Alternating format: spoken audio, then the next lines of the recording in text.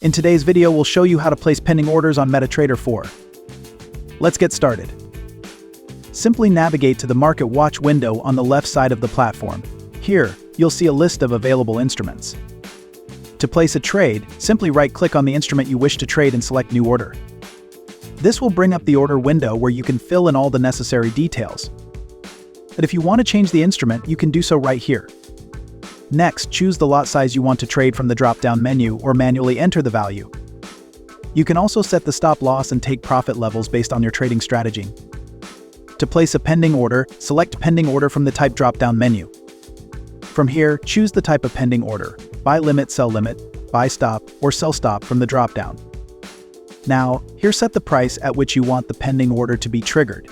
This is the key part of setting a pending order. The trade will only be executed once the market reaches the price you specify. Remember the basics. Sell limit and buy stop are set above the market price. Buy limit and sell stop are set below the market price. You can also set an expiry date for the pending order here, which ensures it will automatically cancel after a specified time.